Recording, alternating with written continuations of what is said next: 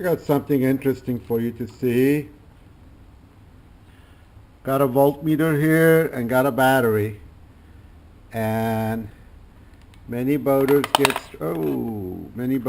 stranded because they don't charge their battery enough before they go out.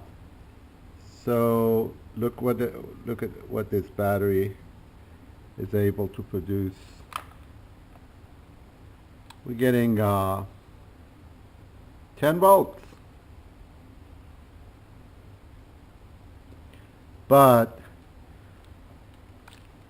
when I connect the light bulb right here, look how weak the light bulb is. That's what you try to start your motor with a lot of times. And look what happens if I short it out. Almost nothing. Very few sparks. Tiny, tiny. We're